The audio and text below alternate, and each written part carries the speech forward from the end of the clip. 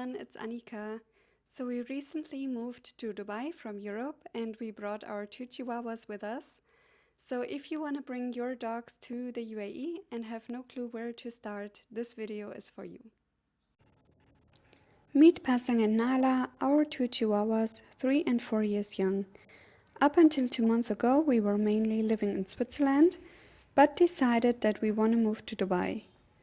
So we left the dogs with my husband's parents in Germany for a few weeks to organize our apartment in Dubai, as we wanted it to be ready for the dogs.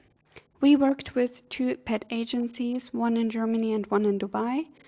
You can simply find the Dubai pet agencies by just Googling them. There are not that many, but I'm hoping that with the information of this video, you might not even need them because they are very costly.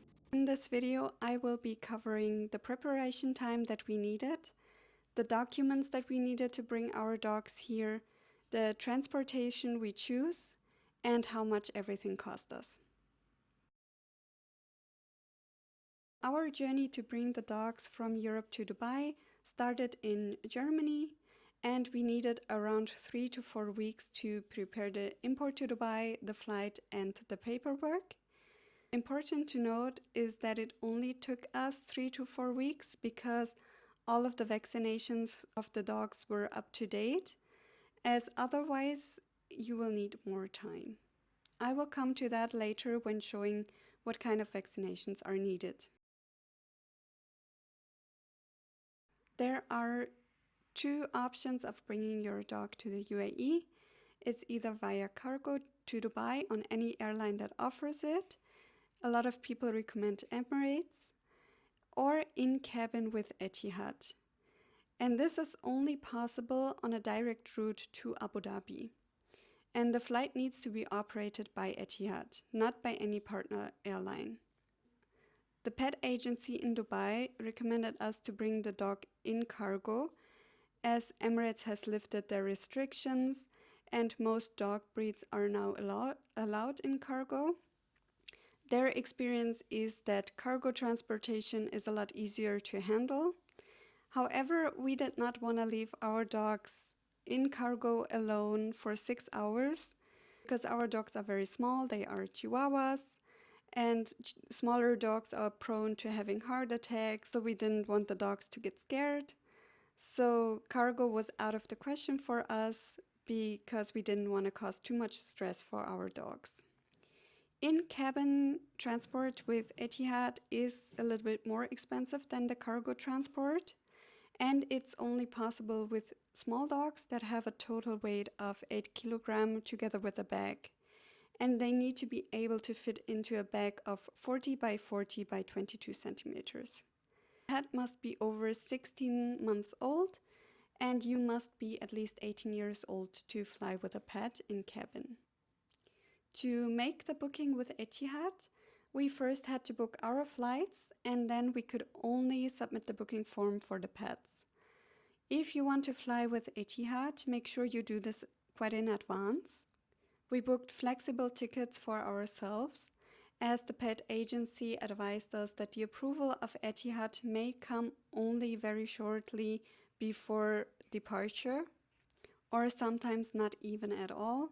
So they have had experience with some people that just got stuck at the airport and couldn't depart, or got the approval just like 2 hours before the flight. Before we booked our tickets with Etihad, we wrote them an email and asked them if there was still space available for our 2 dogs on potential dates that we were able to fly. And once they confirmed, we booked the tickets. And immediately after we booked our tickets, we submitted the booking form for our 2 dogs.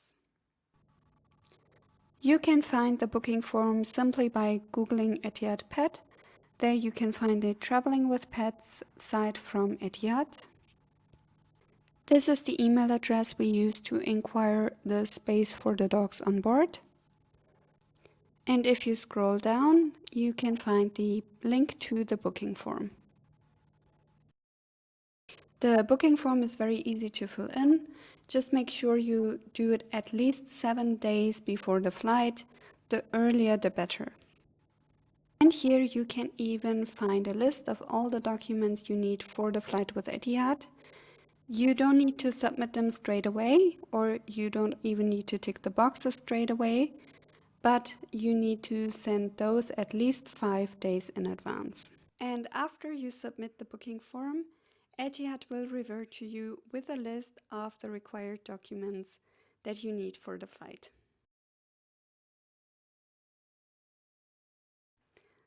So once we booked the flights, we immediately informed the PET agency so they could start working on the import documents, which brings me to the documents needed and vaccinations and treatments that the dogs needed to enter the UAE and to be able to fly with Etihad. So these are the documents you need, and now let me show you where you can find them. Again, on the Etihad PET page, you can find the link on how to apply for the import permit. The link will take you to the UAE Ministry of Climate Change and Environment webpage, and here you can see a tutorial video and download all the forms, fill them out, and then you have to pay a fee. Once done, the validity of the permit is 30 days. Next is the bill of entry. When going back to the Etihad PET website and scrolling down, you can find the instructions for the bill of entry. For the bill of entry, you must have the import permit ready, and you need to send it amongst the other documents to the email address mentioned, and this must be done no later than 48 hours before your flight. I could not find the Fit to Fly certificate online.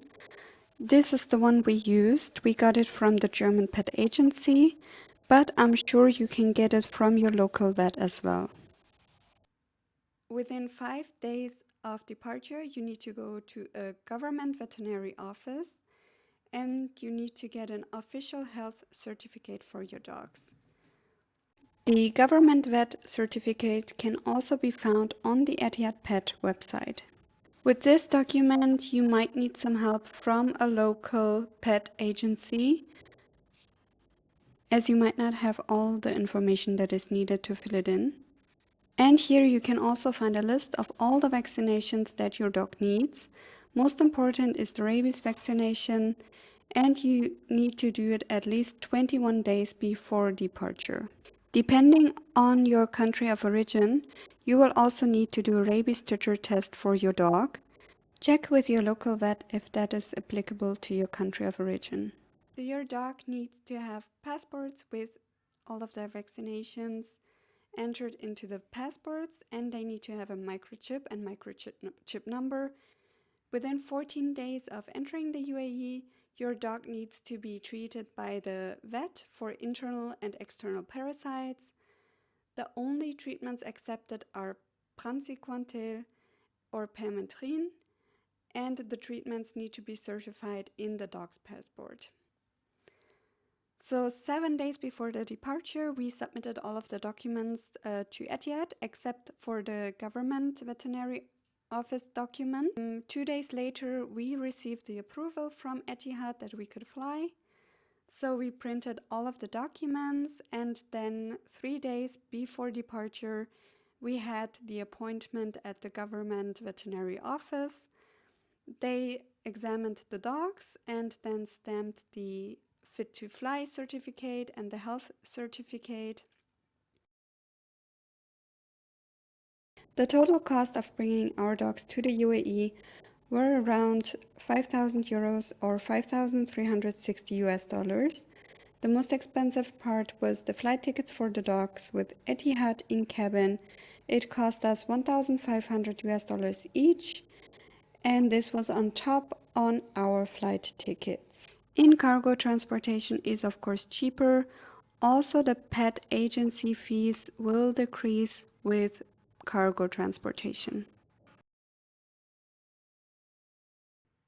So we had our flight on a Tuesday morning from Düsseldorf to Abu Dhabi, and the process at the airport was quite easy. Luckily, our flight was not within any vacation timing, so the airport was quite empty. We arrived quite early at the airport, like 2.5 hours in advance. but luckily there were no queues at all. And then the supervisor at the Etihad counter took care of us. She had to send all of the documents that we brought printed out. She had to send them to their office in Zurich so she could get like the final approval that we could go on board with the dogs. This took around like maximum 10 minutes. She checked as well if the bags are okay. And then once she got the final approval from Zurich, we were able to go through security and to the gate, where at the gate we actually met the cabin crew. They were all super friendly and greeted us and welcomed us already. And then we just waited for the departure. Just remember that for the whole flight, the dogs cannot exit their bags, so they have to stay inside their bags. And actually, we put both of them together in one bag at one point because they are used to being together in one bag. They prefer it, and otherwise, they will always try to get to the other dog. Nala actually, she tried to escape the bag a few times. She wanted to come on our lap. She wanted to sit with us and cuddle with us.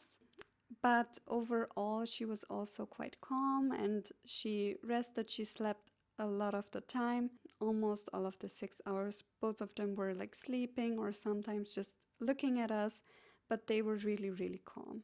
When we landed in Abu Dhabi, first we went through passport control with our dogs in the bags. And then we picked up the luggage, and after the baggage claim, before the exit is the customs or import office. At customs, we informed the officer about the dogs, and then we had to wait in a waiting room for about 10 to 15 minutes for the vet, and then the vet checked the vaccinations, parasite treatments, and documents of the dogs.